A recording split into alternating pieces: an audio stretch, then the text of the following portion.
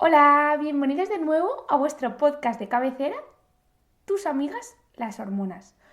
Hoy vengo a hablaros de todas las dudas que me habéis preguntado, magníficas por cierto, sobre la diabetes mellitus gestacional. Antes de entrar de lleno en las preguntas, creo que es necesario que entendáis por qué ciertas mujeres desarrollan una diabetes mellitus gestacional, porque otras mujeres no, qué alteraciones a nivel del metabolismo de la insulina se producen y dan lugar a la diabetes mellitus gestacional y qué se diferencia la diabetes mellitus gestacional de una diabetes tipo 1 o tipo 2, que son, abro comillas, las normales. Entonces, primeramente, ¿cómo se diferencia una diabetes gestacional de una diabetes pregestacional o una diabetes normal? Pues esto se puede diferenciar sobre todo por el tiempo. ¿Esto qué quiere decir? Si tú en la primera analítica que tú te haces en el primer trimestre, que te suelen pedir valores al menos de glucosa en ayunas y ojalá te pidieran una hemoglobina glicada, que es un valor que refleja cómo ha estado la media de tu azúcar los últimos 3 meses, te hacen muchos parámetros, pero sobre todo te hacen esos dos.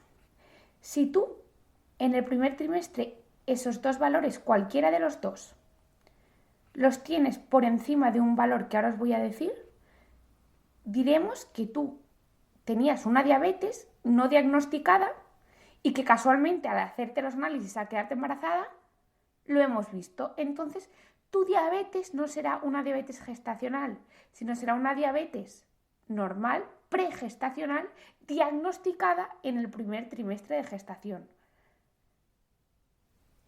¿Y cómo sería este caso? Pues imagínate, María, de 36 años, que se queda embarazada y en la semana 10 se hace unos análisis y le sale que tiene una glucosa en ayunas de 127 o le sale que tiene una hemoglobina glicada, que es lo que os he dicho que es la media del azúcar de los últimos 3 meses, le sale en 6,5%. Cualquiera de estos dos valores me indica a mí como endocrino que María era antes diabética, pero que no se la habían diagnosticado. Y yo, al ver los análisis en el primer trimestre, se lo he diagnosticado. ¿Por qué? Porque simplemente, solo con que sepáis, por ejemplo, que la hemoglobina glicada refleja cómo está el azúcar los últimos 3 meses, podemos dilucidar que ese valor que ha tenido María de 6,5, de 6,6, me está indicando cómo estaba el azúcar de María hace 3 meses. Entonces ya era diabética de hace tiempo. Lo que pasa es que no se la había diagnosticado porque la diabetes, lamentablemente, cuando da síntomas es cuando vas muy, muy mal. Es decir, cuando tu cuerpo ya es incapaz de sostener tal alteración en el metabolismo de la insulina y por ende de la glucosa. Entonces, de esta manera os he dicho cómo se diferencia una diabetes gestacional de una pregestacional.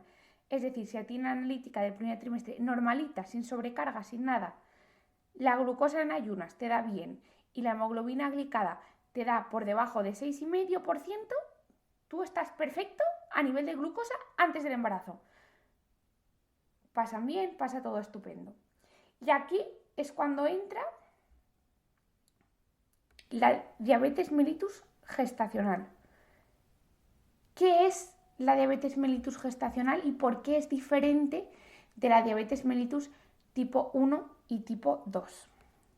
Pues tenéis que entender que el cuerpo es maravilloso, maravilloso, maravilloso. O sea, no hay otra opción. Y el metabolismo y las hormonas ya es que es algo que es imposible que algo sea más estrictamente regulado que las hormonas. O sea, yo cuanto más sé, perdona, cuanto más sé, que siempre tengo ese vicio de decirlo mal, más me doy cuenta que digo, es que está todo, o sea, es que las hormonas, es que es increíble la cuestión. De manera fisiológica, de manera normal, en el segundo trimestre del embarazo, esto es, a partir de la semana 12 de gestación, hay una resistencia periférica a la acción de la insulina en el cuerpo de la mamá. Y tú me dirás, ¿y esto qué quiere decir? ¿Y por qué mi cuerpo, Isabel, que tú dices que las hormonas son tan sanas, me hacen que a partir de la semana 12 yo sea resistente a la acción de la insulina? ¿Esto qué quiere decir? Que yo cuando consumo hidratos de carbono, como soy resistente a la insulina, mi insulina no me abre las puertas para que entre el azúcar en los músculos, que entre en el hígado y que entre en la grasa y me hace que se me quede en la sangre. Con todo lo que has dicho tú, que eso es un riesgo para dañar las arterias y el resto de células. Sí, pero no. ¿Por qué? Porque tú no eres ahora una persona única. Estás formando a otra persona. ¿Y cómo formas a otra persona? A través del paso de nutrientes por el cordón umbilical.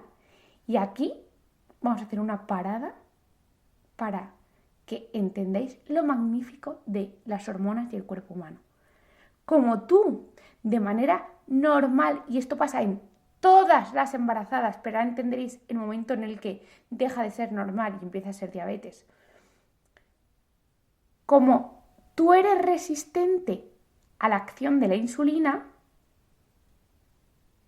ese azúcar que no se está metiendo en tus músculos, en tu grasa y en tu hígado, ¿sabes a lo que hace?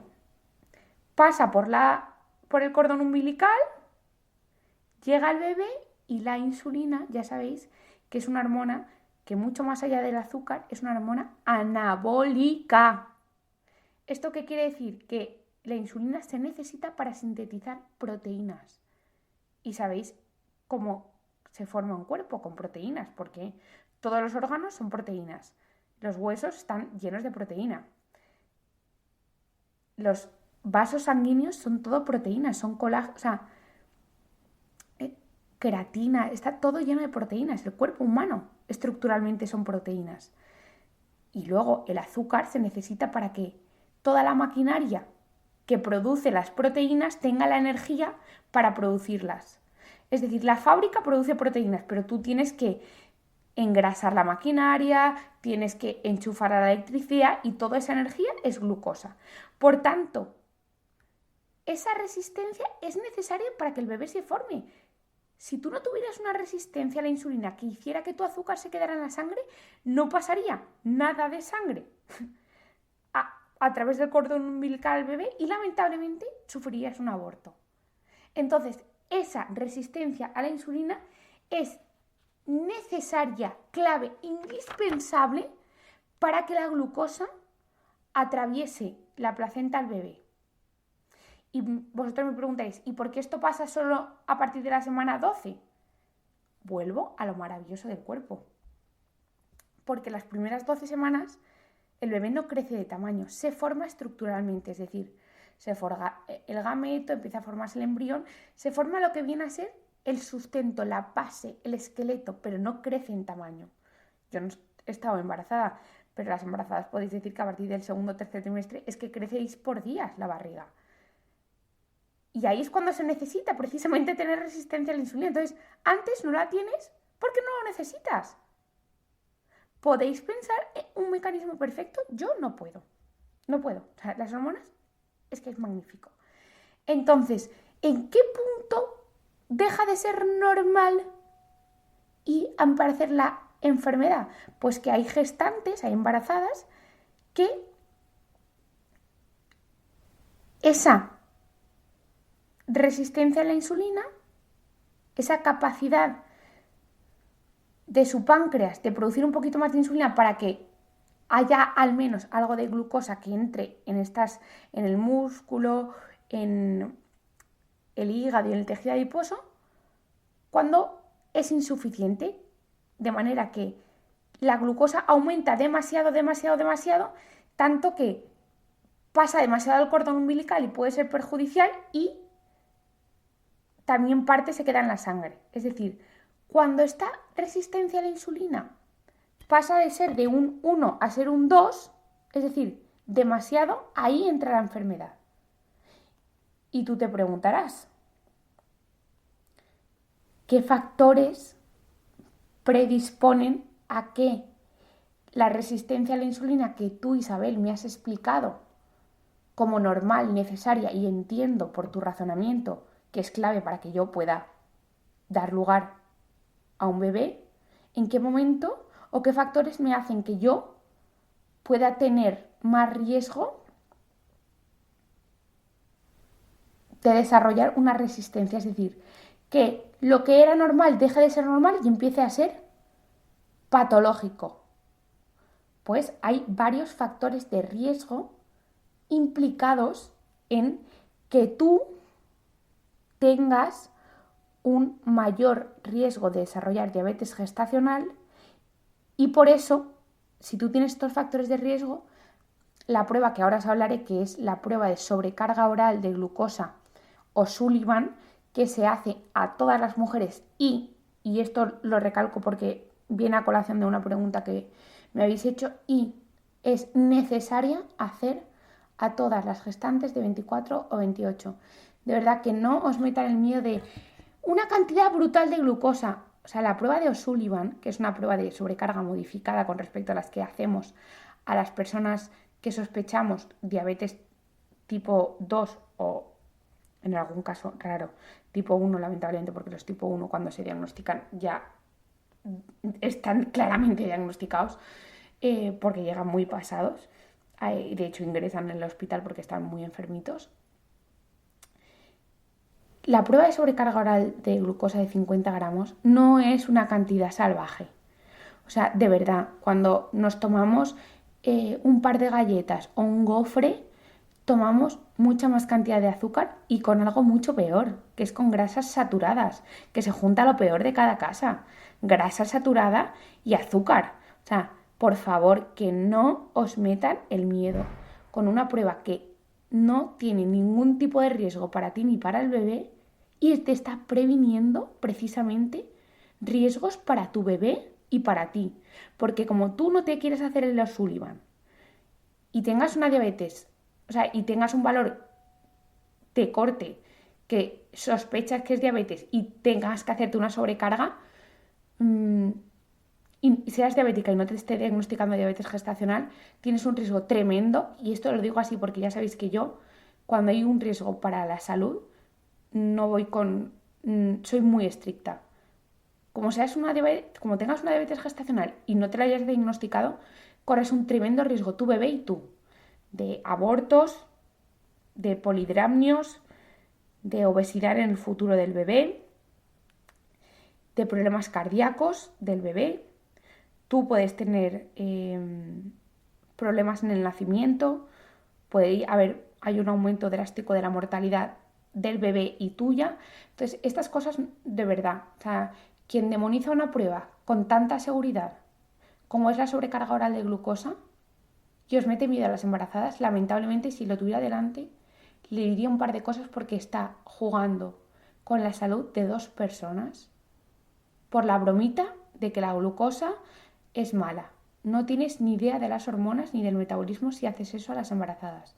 Dicho, me pongo muy estricta con esto porque no me hace ni pizca de gracia que una prueba tan segura se ponga en duda y sobre todo sin tener una prueba mejor a día de hoy. Igual en el 2028 sacamos una prueba nueva que es, al menos no es peor que los Sullivan y no es de sobrecarga, es más cómoda. Es que yo te pego un pinchacito, te meto una prehormona y te lo diagnostico, ojalá. Pero a día de hoy no hay otra prueba mejor. Y es segura, ¿vale? Insisto, lo digo porque es que esto me molesta mucho leer unas preguntas de ciertas personas que le han dicho, es que a mí en Instagram es yo. No, ni en Instagram ni tu médico de no sé qué o tú, no, ¿vale?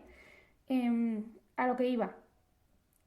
¿Qué mujeres tienen un mayor riesgo de que ese mecanismo fisiológico, de resistencia a la insulina pase del límite de lo normal a lo patológico y entre en juego el diagnóstico de diabetes gestacional. Aquellas mujeres que tienen más de 35 años, aquellas mujeres que tienen un índice de masa corporal mayor o igual de 30, aquellas mujeres que han tenido antecedentes de diabetes mellitus gestacional en el anterior embarazo, aquellas mujeres cuyo bebé ha pesado más o igual a 4 kilos, aquellas mujeres que tienen familiares de primer grado, esto es, hermanas, padre o madre o hermanos con diabetes tipo 2. Luego, aquellas mujeres que tienen prediabetes ya diagnosticada, y la prediabetes básicamente es que tengas una glucosa en ayunas entre 100 a 125 repetidamente en 2 o 3 análisis, o que tengas una hemoglobina glicada de 5,7-6,4 en ese rango, ¿vale? Pues la prediabetes, que tengas síndrome del ovario poliquístico y que tengas hipertensión, también aumenta tu riesgo. Y por último, ciertas etnias, es decir, las etnias asiáticas, africanas y latinas tienen de base más riesgo de desarrollar una diabetes gestacional. Todo este grupo de mujeres, como son de alto riesgo de desarrollar una diabetes gestacional y, como os he dicho, hay un gran riesgo de que la tengan y por tanto de que tengan más riesgo de alteraciones cardíacas los bebés, de que tengan problemas de malformaciones, de que tengan problemas de obesidad en el futuro, de que tú tengas un polidramnios, que tengas aumento de riesgo de necesitar cesárea, etc. A estas mujeres hay que hacerles la prueba de despistaje de diabetes gestacional, que es el test de O'Sullivan, en el primer trimestre. Porque como sus posibilidades son tan altas, preferimos asegurarnos antes. En el resto de mujeres se hace el test de despistaje de diabetes gestacional, que es el test de O'Sullivan, en el segundo trimestre, generalmente entre la semana 24 y 28. Básicamente, este test, que como os he dicho, se hace en las mujeres de alto riesgo en el primer trimestre y en las de universalmente en el segundo trimestre, se trata de aportaros una solución de 50 gramos de glucosa y os medimos a la hora cómo está vuestra glucosa. Si vosotros tenéis un metabolismo dentro de la normalidad de la insulina, esa insulina habrá hecho su efecto y habrá bajado la glucosa. Si por el contrario tienes una resistencia a la insulina, tu insulina no habrá hecho el efecto suficiente y tendrás la glucosa alta.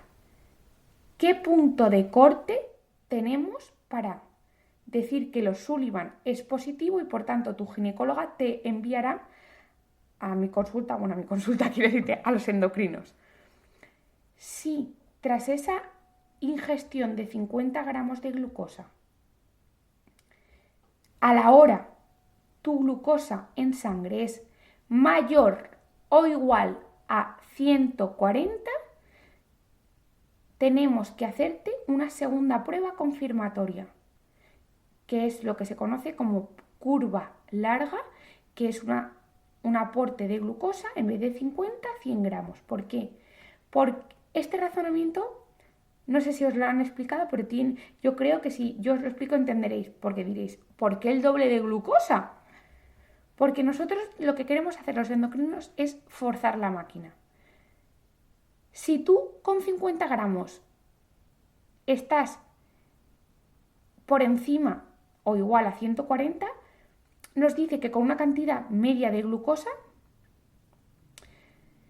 tú no estás metabolizando bien. Entonces nosotros queremos decir, vale, vamos a suponer que esta persona come una paella, luego se toma un helado y no sé, y luego se toma un bombón, que es como una sobrecarga oral de glucosa, pero con más cosas. Nosotros al final lo que queremos es glucosa pura porque no queremos que haya interferencias con las grasas. Nosotros queremos ver cómo en valores extremos se defiende tu cuerpo. Si ante valores extremos tu cuerpo se defiende bien, sabemos que no habrá repercusiones, en principio, de ningún tipo de la glucosa, porque cuando a tu cuerpo se le aprieta, él aprieta el culo y responde bien a la glucosa. Pero hay cuerpos que cuando se les aprieta el culo, vencen, se rompen y dicen no puedo más, y zasca, glucosa arriba. Entonces nosotros hemos visto que tu cuerpo con un estímulo pequeñito no está respondiendo bien. Ahora vamos a decirle, vamos a apretarle, vamos a ver cuánto aguanta el metabolismo de María. Entonces, si a ti te ha salido el O'Sullivan positivo, te hacemos la sobrecarga de 100 gramos en ayunas. Primero te medimos la glucosa en ayunas y te damos un jarabito que hay que tomarse más o menos rápido. Más o menos rápido, yo sé que da mucha angustia, pero ahora os explicaré alguna cosilla que se puede hacer. Porque necesitamos medirte la glucosa 1 hora después de haber ingerido el jarabe, 2 horas y 3 horas después. Si todos los valores, tanto el de antes del jarabe como el de la hora después, el de las 2 horas después y el de las 3 horas después, son normales, nos quedamos tranquilos, excepto si a ti te han hecho esa sobrecarga en el primer trimestre, porque lamentablemente habría que repetírtela, si no, en el segundo trimestre. ¿Por qué? Porque en el segundo trimestre es cuando más resistencia a la insulina hay. Entonces a ti, si tenías 35 años y encima tenías síndrome del ovario poliquístico y te he hecho el O'Sullivan en el primer trimestre y te ha salido positivo, te he hecho una sobrecarga y te ha salido normal, lo siento, pero te voy a tener que volver a repetir la sobrecarga y con 100 gramos. El O'Sullivan ya no me vale porque te va a volver a salir positivo. Entonces nos ahorramos ese paso estúpido. Entonces, si tú te has hecho todas las pruebas en el primer trimestre, que sepas que en el segundo te voy a repetir o bien el O'Sullivan, si tú lo tenías bien en el primer trimestre, o bien la sobrecarga, si en el primer trimestre el O'Sullivan te había salido mal y habías necesitado una sobrecarga. Esto es solo para las mujeres del primer trimestre. Vuelvo a la sobrecarga. Si todos los valores están normales, nos quedamos tranquilos y es el segundo trimestre. Si sale un valor anormal, y anormal quiere decir fuera de la normalidad, os voy a decir los valores, pero porque me los sé, pero no necesitáis saberlos vosotros. Si la glucosa en ayunas está por encima de 105, a la hora está por encima de 190, a las 2 horas está por encima de 165 o a las 3 horas está por encima de 145, un valor solo anormal fuera de este rango, a las 3-4 semanas habría que repetirte otra vez la sobrecarga. Y tú te preguntarás, caray Isabel, qué pesaditos, ¿por qué sois tan pesados si solo tengo uno? Porque, insisto, porque las consecuencias de no abordar y seguir estrechamente por parte de los endocrinos. Y cuando digo estrechamente, os digo que a las personas con diabetes gestacional los vemos cada semana o 2 semanas, porque el metabolismo de la insulina en las personas embarazadas se modifica prácticamente a diario. Por eso nosotros somos muy insistentes. Y si te sale un valor anormal, como todavía no es diagnóstico ni de que estás sana ni que tienes diabetes, nosotros volvemos a insistir porque no queremos que ningún caso de diabetes gestacional quede sin tratar. Por eso, si tú tienes un valor anormal, yo a las 3 semanas te voy a volver a pedir otra sobrecarga. ¿Es un rollo? Sí. Pero como es una prueba tremendamente segura, ya sabéis que con las embarazadas prácticamente no les dejan ni respirar. No pueden tomar ningún fármaco, no pueden tomar nada. ¿Vosotros creéis que si hubiera algo malo le daríamos tanta sobrecarga oral de glucosa? Para nada. O sea, estuvieras tranquilísimos, ¿vale? Dicho esto, un valor anormal, yo te repito la sobrecarga en 3-4 semanas. ¿Que está bien? Perfecto. Ya una experiencia más que sumar. ¿Que está mal? ¿Esto qué quiere decir? Que te vuelvo a repetir la sobrecarga, o en la primera sobrecarga hay 2 valores anormales, 2. Te diagnostico de diabetes gestacional. ¿Vale? Entonces, en resumen, Para el diagnóstico de una diabetes gestacional tiene que ser que los Sullivan, que es la prueba de despistaje con 50 gramos, te haya salido positiva y que luego la sobrecarga oral de glucosa te hayan salido 2 valores por encima de los límites que os he dicho. 105 en ayunas, 190 a la hora, 165 y 145, ¿vale? Entonces, ahora tienes diabetes gestacional, tú te agobias, pero yo te voy a tranquilizar. Una vez que tienes una diabetes gestacional, ¿vale? El 80% de las embarazadas consiguen mantener unos niveles objetivos de glucosa solo con modificaciones en la dieta y el ejercicio, ¿vale? Es decir, muy pocas pacientes necesitan insulina y si necesitas es muy poquita. Y es segura la insulina, ¿vale? Es segura porque es una hormona que tú produces. No te estamos dando una hormona que sea rara ni para el bebé ni para ti. Es una hormona que tú produces, pero que no estás produciendo la cantidad adecuada para que te baje la glucosa. Por lo tanto, tienes demasiada glucosa en sangre y está pasando demasiada glucosa al bebé. Entonces, te damos insulina para bajarte un poquito la glucosa y que no le llegue tanta al bebé, ni tú tengas tanta en sangre que te produzca daños en la placenta, daños al bebé, que salga un bebé muy grande, muy obeso, con corazón muy grande, etcétera. ¿Por qué? Porque os he dicho que la insulina es una hormona anabólica. Entonces, al bebé le crece todo el triple. Nace con un corazón muy grande, que eso puede ser un problemón, nace con los riñones afectados, etcétera. Entonces, la insulina precisamente cuando se necesita mejora la salud del bebé y la tuya. Entonces, tú llegas a la consulta y te han dicho y te digo, mira María, que te ha salido la sobrecarga oral de glucosa, que tienes una diabetes gestacional. Entonces lo que hacemos es daros un glucómetro y os decimos que os tenéis que medir y os pongo los objetivos de glucosa. Esto es que la glucosa en ayunas, estos valores son solo de embarazo, insisto, porque no se parecen en nada a los valores de personas no embarazadas. Así que no copiéis estos valores como valores para personas no embarazadas. Yo le diré a María, tu glucosa en ayunas tiene que estar por debajo de 95. Tu glucosa una hora después de la comida tiene que estar por debajo de 140. Entonces yo le digo, vamos a modificar la dieta e intenta andar después de cada comida. Lo mejor que funciona para bajar el azúcar y controlar el azúcar y prevenir la necesidad de insulina es que después de comer las embarazadas andéis 30 minutos. Es increíble cómo os mejora la glucosa solo andando 30 minutos. ¿Por qué? Porque el andar es uno de los ejercicios que más mejora la sensibilidad a la insulina de manera inmediata. ¿Por qué? Porque favorece que la glucosa entre a los músculos independientemente de la insulina. Por lo tanto, yo le daré un glucómetro y le daré esos valores y le diré, María, acuérdate de incluir siempre fibra en tus desayunos, en tu comida y en tu cena.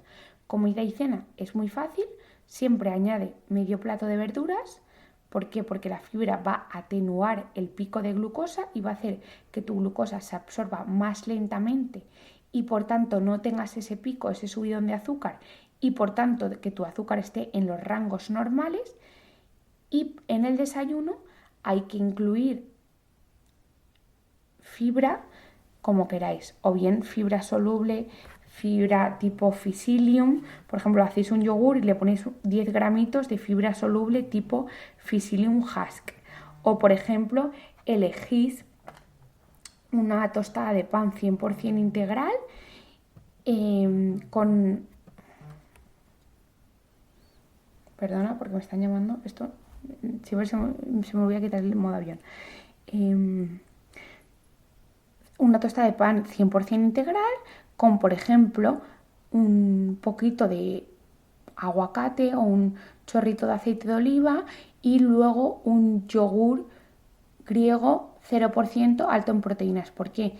Porque el pan integral, tanto la fibra como la proteína y en menor medida la grasita buena del aceite de oliva o del aguacate, que son ácidos grasos omega 9, van a ayudar a que la glucosa ascienda mucho más lentamente. Entonces yo le diré, María, incorpora estas medidas de la alimentación y fundamental que en la medida en la que puedas, 30 minutos después del desayuno, después de la comida y después de la cena. 20-30 minutos. Esto en el 80% de las embarazadas funciona para que tengáis una glucosa estupenda, brutal, increíble. Si a pesar de esto yo te veo en 2 semanas y tienes 2 controles fuera del objetivo, es decir, por ejemplo, te levantas 2 mañanas con la glucosa en 100 y otra en 97 o, por ejemplo, una hora post comida la tienes en 145 y otra en 160, ahí habría que iniciar insulina. En función de si tu azúcar está elevado en ayunas o después de comer, te pondremos una insulina antes de las comidas o una insulina por la mañana, en función de cuándo haya sido el rango fuera, ¿vale? Las insulinas son seguras. Hay insulinas rápidas y insulinas lentas. O sea, os voy a decir la marca, pero que no, esto ya es algo de endocrino. Las insulinas con más experiencia y evidencia en diabetes gestacional, las lentas son la Determir y la Glargina, sobre todo la Determir.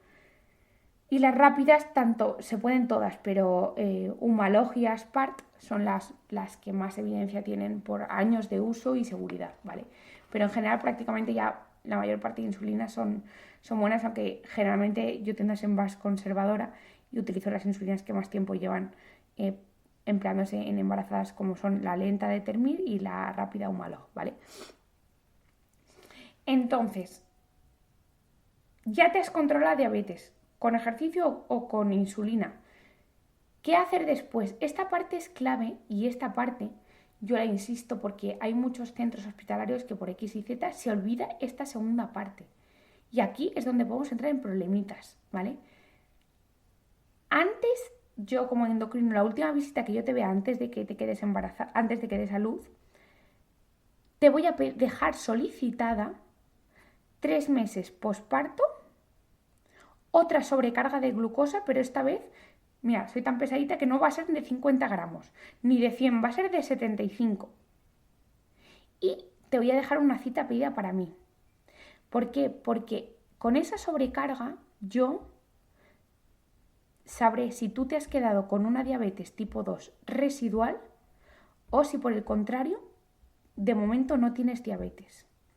Si te has quedado con una diabetes residual, te voy a tratar como una diabetes tipo 2, es decir, te voy a poner metformina y en función de otras necesidades, pues te pondré más fármacos, ¿vale? O si es una ligerita, te puedo también complementar la metformina con otros suplementos como el minoxidil, como la berberina, como el magnesio, que mejoran la sensibilidad a la insulina.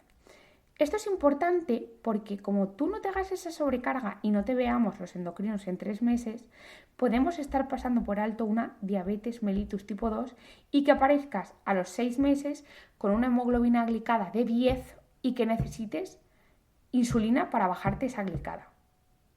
Entonces es fundamental que a los 3 meses, y si no, os lo apuntéis vosotros y se lo digáis, oye, no me has pedido la sobrecarga de 3 meses posparto y no me has dado la cita.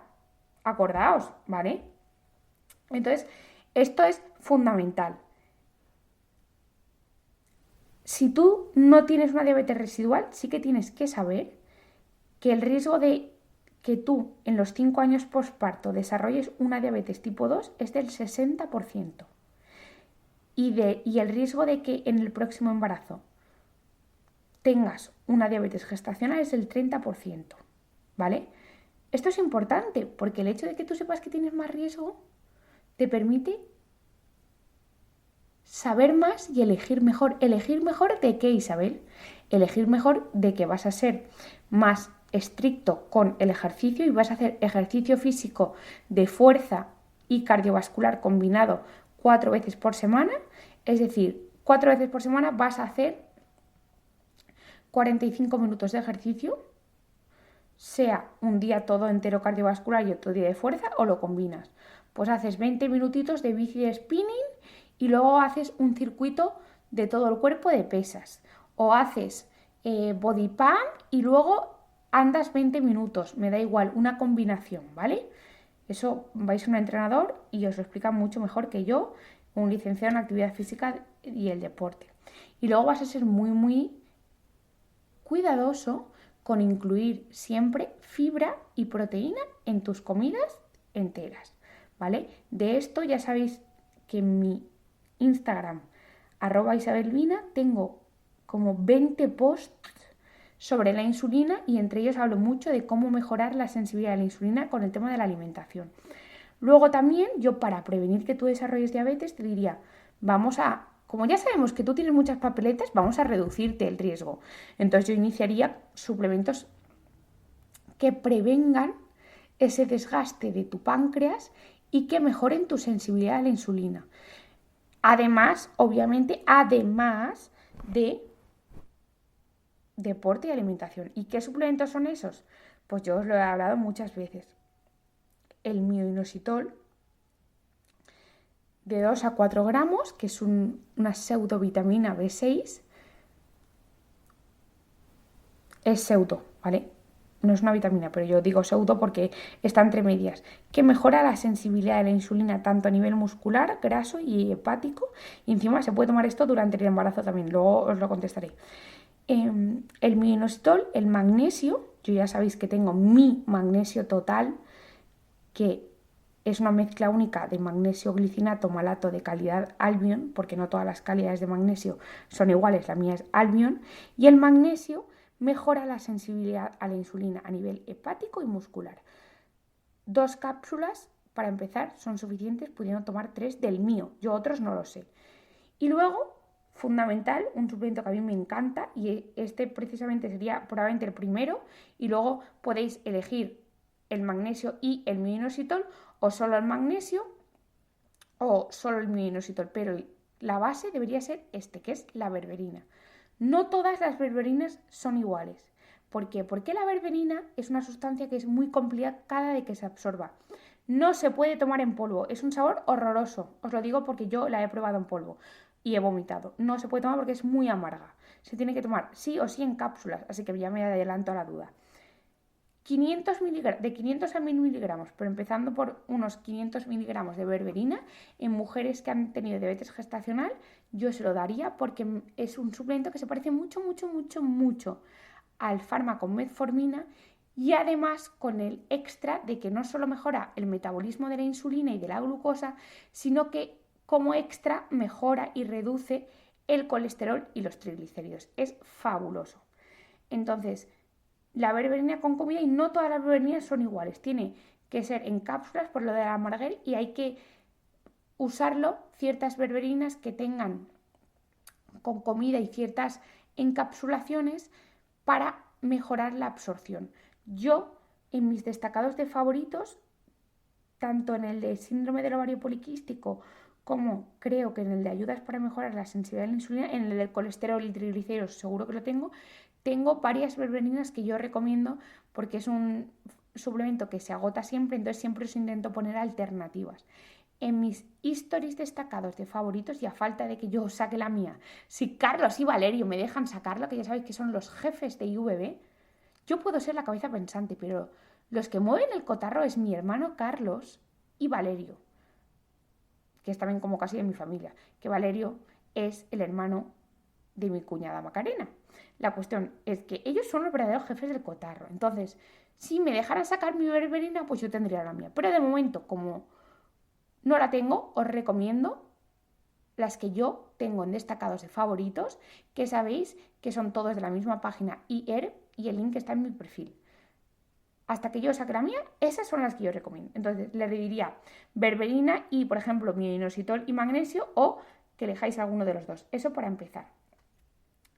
Ya os he resumido esto. Ya sabemos que hay más riesgo de que tú desarrolles diabetes gestacional en un embarazo y diabetes tipo 2 en los próximos 5 años de un 60%. Dicho esto, creo que ya es hora que responda a las preguntas. La primera, Ana me pregunta, si la insulina y el azúcar preconcepción te sale bien, ¿el riesgo de desarrollar diabetes gestacional es menor? No. Y no por lo que os he explicado, porque el metabolismo de la insulina en el embarazo cambia radicalmente. No tiene nada que ver con el pregestacional. ¿Por qué? Porque esto depende de cómo tu páncreas responde elevando más o menos la insulina en función de cómo está procesando todo el ambiente gestacional. Entonces, que tú tengas la insulina o la glucosa bien, lo que me dice a mí es súper bien, Ana, que tú no tienes diabetes antes de quedarte embarazada. Entonces, una cosa que nos quitamos. Ya sabemos que tú antes de estar embarazada no tienes diabetes. Súper bien. Pero no me dice nada de cómo va a responder tu cuerpo al embarazo. Al final, el embarazo, vosotros sabéis, todas las hormonas cambian. O sea, cambia tu cuerpo entero. Entonces, tú no puedes predecir algo que todavía no ha pasado cuando van a cambiar todas tus hormonas. Entonces, Ana, si tú tienes la insulina y el azúcar bien preconcepción, lo único que me deja claro es que tú antes de quedarte embarazada no tienes diabetes, pero no me dicen nada de cómo va a responder tu cuerpo. Es más, muchas veces las mujeres que más delgadas están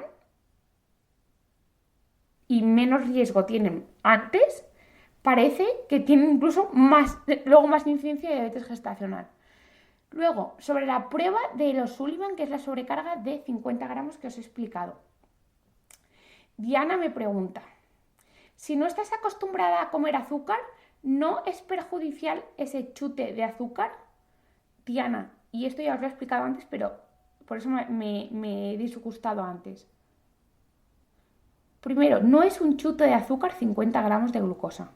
Vosotros no sois conscientes de la cantidad de azúcar y de grasa que hay en cosas aparentemente medio normales. 50 gramos de glucosa sabe muy dulce porque es glucosa pura. Pero la glucosa oculta en alimentos como hamburguesas, insisto, hamburguesas, que parece que es algo salado, es más alto que eso. Lo que pasa es que como está mezclado con muchísima sal y muchísima grasa saturada, tú no te das cuenta que te estás tomando 50 gramos. Pero si yo analizo la hamburguesa que te estás tomando del Goico, tiene más azúcar que eso, ¿vale? Y desde luego que eso sí que es mucho más perjudicial. La sal, el azúcar y la grasa que lleva eso es una bomba y a todos nos parece más normal. Entonces, Diana, no es perjudicial ese chute de azúcar. Primero porque si fuera perjudicial, ¿tú te crees que lo dejaríamos dar a ninguna persona y mucho más a un embarazo donde entra en juego una segunda vida de una persona vulnerable como es un bebé? Luego, Laura me pregunta, es que claro, ¿afecta al bebé tomar semejante barbaridad de glucosa? No es semejante barbaridad, o sea, las palabras tienen mucho poder. Ojito con cómo las usamos para nosotros mismos y para las cosas que hablamos si somos personas que hablamos a un público. Semejante barbaridad de glucosa tiene una connotación como algo perjudicial. Como, ¡oh! Semejante barbaridad. No os dejéis engañar por gente que no conoce las hormonas y el metabolismo ni tiene una idea medianamente. De verdad, insisto, ¿creéis que los médicos vamos a daros a una embarazada donde, insisto, tenéis una vida de una persona vulnerable en vuestro poder? ¿Os vamos a dar algo que pueda mínimamente dañar al bebé o a ti? Jamás, jamás, jamás en la vida. Pero sí, nos dejamos ni tomar alimentos sin pasteurizar, si nos dejamos tomar casi ningún fármaco. ¿Creéis de verdad que os vamos a dañar? No, por favor, no, por favor. El riesgo de asustaros y no haceros las pruebas de sobrecarga oral de glucosa o el despistaje con 50 gramos, que es el test de O'Sullivan, es mucho, mucho, mucho más detrimental para vuestra salud y la de vuestro bebé que 50 gramos de glucosa. Y luego Laura no es la misma, pero me pregunta, estoy embarazada, si no como azúcar los días previos al test de O'Sullivan se reflejará. Esto es uno de los mayores errores que podéis hacer en vuestra vida cuando os van a hacer una sobrecarga. Es contraintuitivo, pero ¿sabéis que si tú el día de los 3 o 4 días de antes no tomas nada de azúcar o reduces, la probabilidad de que te salga la sobrecarga oral mal es más alta? Sí, lo repito. Si tú te vas a hacer el test de sobrecarga oral de glucosa un jueves y dices, bueno, como me van a dar mucha glucosa, para que no me salga alta, no voy a tomar casi nada de hidratos, ni pan, ni pasta, ni arroz, ni legumbres los días de antes. Pues sabes que como tú los 3 días antes de una sobrecarga de glucosa no tomes hidratos, hay una mayor probabilidad de que te salga alta. Entonces, la dieta que hay que seguir antes de una prueba de tolerancia oral a la glucosa es que primero debes ir con un ayuno de 10 horas, de 10 a 16, lo ideal. Luego, que los 3 días antes de la realización de la prueba de la sobrecarga oral de glucosa, tienes que seguir una dieta sin restricciones de hidratos de carbono. Esto es, debes seguir una dieta que contenga en torno a 100-150 gramos de hidratos de carbono. Esto es una ingesta moderada alta de hidratos. Ojo, porque no estoy diciendo que toméis pan blanco, palomitas y galletas, porque las galletas, insisto, llevan sal y grasa. Estoy diciendo que debes introducir un poquito más incluso de legumbres, de cereales integrales, de verduras y de fruta. O al menos lo que tomas habitualmente. No restrinjas porque por restringir puedes hacer que te esté saliendo mal la prueba. Idealmente, la distribución de esos hidratos de carbono debería ser similar entre todas las comidas. Es decir, si tú realizas 3 comidas, pues 50 gramos de carbohidratos por comida. No hay que medir, pero aproximadamente quiere decir que te tomes el hidrato que tengas en el desayuno, en la comida y en la cena. Luego, lo más importante, la última comida que hagáis la noche anterior de realizaros la prueba de sobrecarga, debéis incluir carbohidratos. Esta sí que debéis incluirlos. Y acordaros que debe ser entre 10 a 16 horas antes de hacer la sobrecarga. Pero debéis incluir hidratos. Y luego debéis evitar consumir cafeína y fumar inmediatamente antes de hacer la sobrecarga, ¿vale?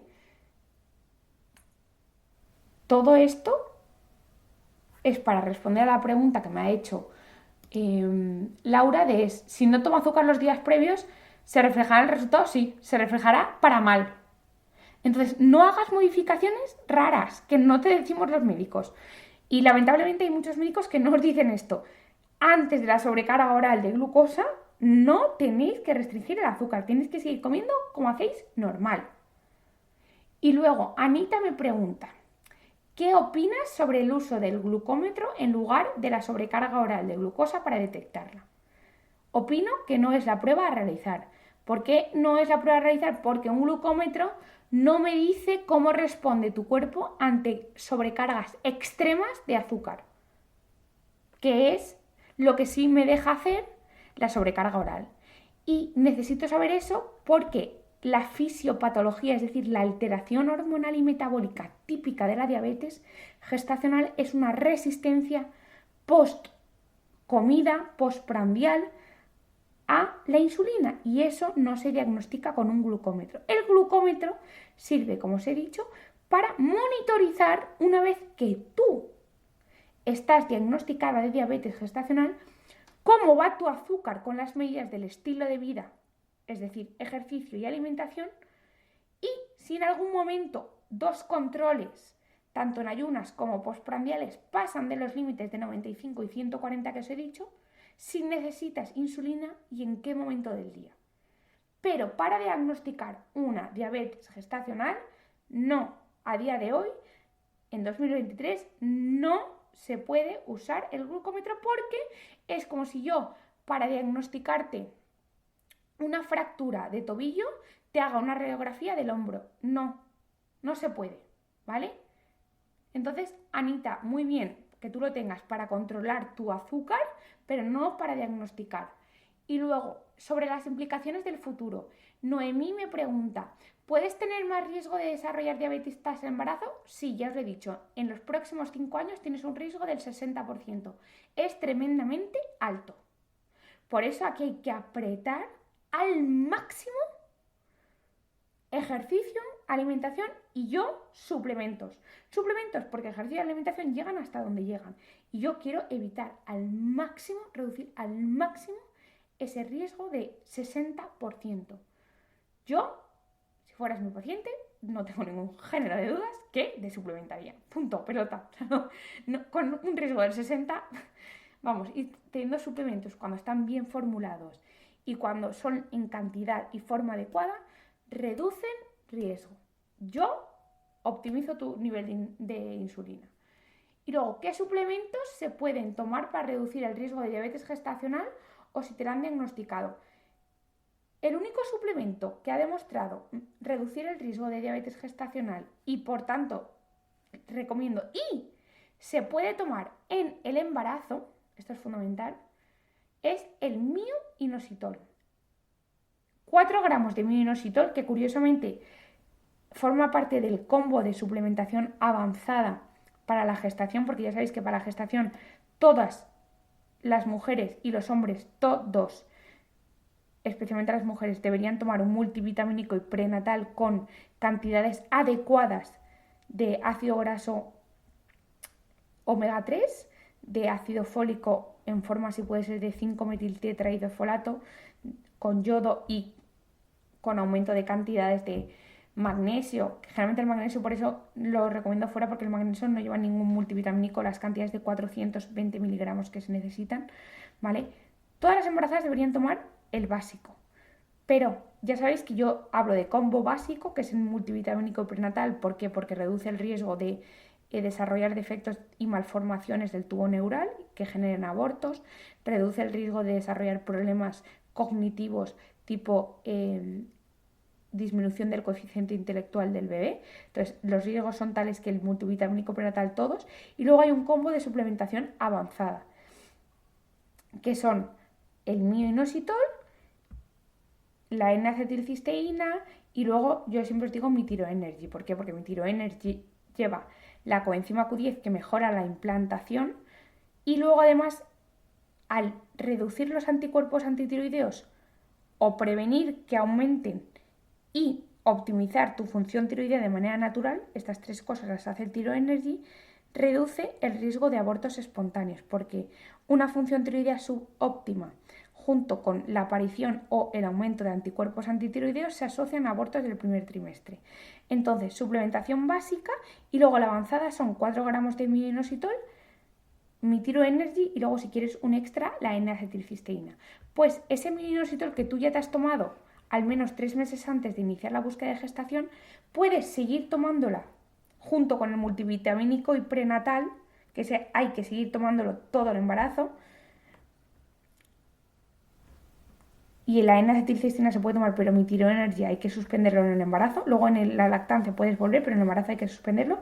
Pues lo que iba a decir, ese myo-inositol puedes seguir tomándolo en el embarazo y ha demostrado que reduce el riesgo de desarrollar diabetes mellitus gestacional. Ojo, reduce el riesgo. No es una curación ni una prevención al 100%. Pero chicos, si tú tienes un riesgo de 7 y puedo hacer que tu riesgo pase a 5, pues oye, mucho mejor. Entonces, el único suplemento que ha demostrado ser seguro en el embarazo y a la vez prevenir o reducir el riesgo de desarrollar diabetes mellitus gestacional son 4 gramos de myo-inositol. No vale una mezcla con dextroinositol y no me vale otras cantidades, son 4 gramos. Por tanto, tiene que ser en polvo, porque para tomarte 4 gramos en cápsulas te vas a tomar 10 cápsulas. Entonces, este sería el único suplemento. Ante vuestras dudas que van a surgir ahora de Isabel, ¿me puedes recordar lo de los suplementos de la fertilidad? Tengo un post específico en mi Instagram que pone fertilidad, 2 puntos, cómo optimizarla. Y ahí os hablo de medidas del estilo de vida, de suplementación básica para mujeres y para hombres y de suplementación avanzada. Y luego, como siempre, en mis stories destacados de favoritos, vais pasando y tengo seleccionados específicamente los multivitamínicos y prenatales para mujeres y para hombres separados que yo recomiendo, a falta de que yo no tengo el mío, pues yo os busco, os selecciono en la página de eHerb, que hay cientos de marcas y me permite ir haciendo una búsqueda diligente y exhaustiva de lo mejor. Lo que yo me tomaría para mí es lo mismo que para vosotros. Ahí tenéis la suplementación básica, que es el multivitamínico prenatal, y os pongo la avanzada, es decir, os pongo el minoxidil en polvo, os pongo la N-acetilcisteína y mi Tiro Energy, que ya sabéis que está en mi marca IVB Wellness Lab, cuyo link está en este podcast y luego en mi Instagram, y luego tenéis también el Instagram de la marca. Esto sería el resumen. Creo que lo he explicado todo, no obstante, si queda alguna dudita, avisadme. Y... ¡Ah, no! Espera, me falta la duda de Raquel. Raquel me dice, ¿la fecundación in vitro puede aumentar el riesgo de diabetes gestacional? Esto es una prueba, es una pregunta magnífica porque implica que entendáis una cosa, que una cosa esté asociada no quiere decir que sea la causa. Las mujeres que se someten a fecundación in vitro tienen mayor porcentaje de diagnósticos de diabetes gestacional que las mujeres que no se someten a fecundación in vitro. Es decir, si yo voy a una clínica de fecundación in vitro y les hago a todas unos Sullivan y luego me voy a mi hospital y hago a todas unos Sullivan a gente aleatoria, probablemente la gente de la clínica de fecundación in vitro tenga mayor porcentaje de la prueba positiva y me implique hacer una sobrecarga oral que diagnostique diabetes gestacional. ¿Esto quiere decir que los tratamientos de fecundación in vitro aumentan el riesgo de diabetes? No. Lo que pasa es que las mujeres que van a las clínicas de se me ha ido la palabra, de FIB, tienen más riesgo de lo que he dicho al principio. Generalmente tienen una edad mayor de 35, tienen síndrome del ovario poliquístico, tienen hipertensión, tienen obesidad, etc. Entonces, no es que por sí el tratamiento de la FIB aumente el riesgo de desarrollar diabetes, es que quien va a la FIB generalmente es más mayor y tiene más factores de riesgo para desarrollar una diabetes gestacional. ¿Veis el matiz? Es que en el matiz están las diferencias. Y nada, que espero que os haya gustado, que os acordéis por fin de valorar el podcast en Spotify, en Apple Podcast o en la plataforma donde me estéis escuchando con una estrellita. Pongáis un comentario, que me digáis en Instagram qué os parece, que recomendéis el podcast si os gusta y que miréis mi post sobre la fertilidad, miréis mi guía en mi Instagram sobre la insulina y cualquier cosa, ya sabéis que estoy aquí. Un besito, que paséis un buen día.